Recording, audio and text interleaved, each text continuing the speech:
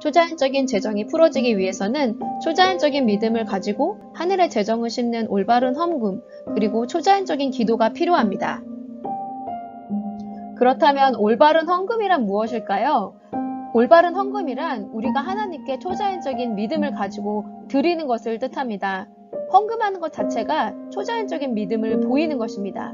안 보이는 것을 보는 것처럼 믿고 그 믿음을 가지고 행동하는 것이 바로 초자연적인 믿음인 것입니다. 우리가 헌금을 할 때 우리는 하늘에 심기우는 것을 믿는 것입니다. 하나님 앞에 하늘의 재정을 심어서 하늘의 차원으로 살겠다는 결심을 보이는 것, 그것이 바로 올바른 헌금에 대한 정신입니다. 고린도후서 9장 7절에는 각각 그 마음에 정한 대로 할 것이요 인색함으로나 억지로 하지 말지니 하나님은 즐겨내는 자를 사랑하시느니라 라고 말씀하고 있습니다. 이렇듯 올바른 헌금은 즐겨내는 헌금입니다. 고린도후서 9장 7절의 말씀처럼 하나님은 즐겨내는 자를 사랑하신다고 말씀하십니다. 헌금에 있어서 즐거움이 있어야 됩니다. 드리고 나누고 구제하고 자기 물질을 나누는 것에 즐거움이 있어야 된다는 것입니다. 우리 아이들에게도 이 헌금을 드리는 것이 즐거운 것이라는 것들을 가르쳐야 합니다. 올바른 헌금은 마음에 정한 헌금입니다. 고린도후서 9장 7절의 말씀처럼 마음에 정한 대로 할 것이요 그 다음에 정인색함으로나 억지로 하지 말라고 말씀하십니다. 그냥 우리의 마음을 정해서 드려야 하는 것입니다. 헌금 시간이 되어서 지갑에 나오는 대로 5불이든 50불이든 이렇게 그냥 내는 것이 아니라 정한 마음을 가지고 미리 준비해서 주님께 드리는 것입니다. 이렇게 마음을 정해서 헌금을 드리게 되면 사탄이 역사하기가 쉽지가 않습니다.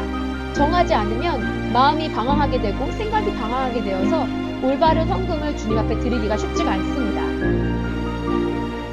초자연적인 믿음을 가지고 마음에 정한 대로 즐겨내시어 올바른 헌금을 주님께 올려드리는 여러분 한 분 한 분 되시길 기도합니다. 이렇듯 올바른 헌금을 주님께 올려드렸을 때 믿는 성도들 가운데 주시는 축복들이 있습니다. 첫 번째로 올바른 헌금을 드렸을 때 하나님은 하나님의 백성의 저주들을 끊어주십니다. 신명기 28장에 보면 하나님의 율법을 지키는 하나님의 백성들에게 주시는 축복과 저주를 언급하고 계십니다. 뒷부분 후반절에 가서 보면 들어가도 저주받고 나가도 저주받는 이야기가 나옵니다. 마귀는 우리가 복을 받는 걸 원치 않습니다. 초자연적인 재정이 접근하는 것을 마귀가 싫어하기 때문에 마귀가 일으키는 장애물들이 있는 것입니다. 가정에서나 사업장에서 이런 나타나는 재정적인 저주를 깨트려주는 일을 하는 것이 바로 하나님이십니다. 가난은 하나님의 복이 아니다라고 신명기 28장에 말씀하고 있습니다. 가난은 저주다라고 말씀하고 있습니다. 가난을 유아시켜서는 안 됩니다. 어떤 것을 가져다가 말을 하더라도 축복인 것처럼 가난이 영성을 높여주는 것처럼 그렇게 받아들여서는 안 되는 것입니다. 또한 올바른 헌금을 드렸을 때 주시는 축복 중에 하나는 30배, 60배, 100배의 초자연적인 수확과 열매를 맺게 하신다는 것입니다.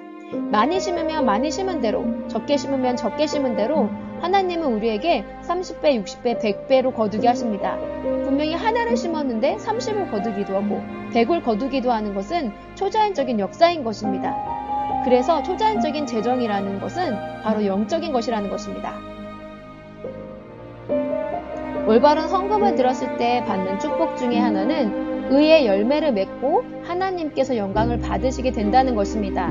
고린도후서 9장 9절 10절의 말씀을 보면 의의 열매를 맺는다라고 말씀하고 있습니다. 누군가가 나를 위해서 물질로 도움을 주게 되면 기도를 하게 되고 하나님 앞에 축복을 하게 되는데 그들이 너희를 위하여 기도해 줄 뿐만 아니라 하나님이 너에게 물질로 도와준 그걸로 말미암아 너희를 사모하고 사랑하고 보고 싶어하고 좋아해주고 지지해주게 된다라고 말씀하고 있습니다. 이런 것이 바로 의의 열매라고 하는 것입니다. 초자연적인 재정을 풀어내기 위해서 올바른 헌금과 더불어서 우리가 구하여야 할 가장 중요한 것은 바로 초자연적인 기도입니다. 신명기 28장의 말씀처럼 하나님께서는 우리를 축복의 자리로 인도하시고자 합니다. 우리가 성령님께 순종하면 하나님이 역사하시고 그러한 축복을 부어주십니다. 이렇게 성령님께 순종하는 방법 중에 하나가 무엇이냐면 바로 영으로 기도하는 것입니다. 방언으로 기도하는 것입니다. 이렇듯 방언은 초자연적인 재정을 풀어내기 위한 몇 가지 유익들이 있는데요. 첫 번째, 방언은 사업이나 일이 잘 될 수 있는 어떠한 패턴을 만들어줍니다. 어떠한 재정을 우리가 얻기 위해서는 헌금만 하고 기도하는 것에서만 멈추는 것이 아니라 돈을 버는 과정에 있어서 잘 돼야 되는 그런 일들이 필요합니다. 사업도 해야 되고 투자도 정확하게 해야 되는 것입니다. 사람 관계도 잘 해야 돈을 벌 수 있는 것입니다. 그러나 이 문제는 이런 과정들이 잘 안 된다는 것이 문제인 것입니다. 이럴 때 필요한 것이 바로 초자연적인 기도인 것입니다. 사업이 잘 될 수 있도록, 사업이 정상적으로 돌아갈 수 있도록 어떠한 기류를, 좋은 기류를 만들어주는 것이 바로 방언 기도인 것입니다. 두 번째, 방언은 우리의 연약함을 뛰어넘게 합니다. 우리는 연약한 존재입니다. 사업을 해도 잘 될지 안 될지 우리는 모르는 존재입니다. 그러나 영으로 성령께 계속 기도하기 시작하면 우리의 연약함을 뛰어넘게 하시고 우리의 사업 가운데 있어서 우리가 어떻게 해야 될지 모를 때, 어떤 방법이 없을 때 주님께서 우리의 기도를 들으시고 우리를 도와주실 수 있는 것입니다. 방언을 말하면 성령께서 우리 삶 가운데 많은 저주를 깨트려 주십니다. 이렇듯 방언은 하나님의 백성들이 가지고 있는 저주를 끊고 복을 주십니다. 재정적인 영역에 있어서 성령의 도움을 받으시려면 영으로 기도하는 일에 충실하셔야 합니다. 예수님께서 우리를 위해서 다 이뤄놓으시고 이 축복을 주기 위해서 다 준비를 하셨는데 우리가 이 성령께 기도하지 않는다면 우리가 받아야 할 큰 선물을 받지 못하는 것과 동일합니다. 방언은 우리를 깨끗하게 정화시킵니다. 내 안에 장애물을 제거하는 것이 중요합니다. 내 속사정을 잘 아는 하나님의 영이 나를 위해 기도하게 하시고 역사하시도록 하셔서 내 속에 있는 장애물이 없어지게 하는 것이 중요합니다. 내 안에 있는 의심, 두려움, 상처가 제어해졌을 때 그 하나님의 재정들이 우리 가운데 풀어지게 되는 것입니다. 올바른 헌금은 즐겨내고 억지로 하지 않고 인색함이 무너지지 않는 헌금이어야 합니다.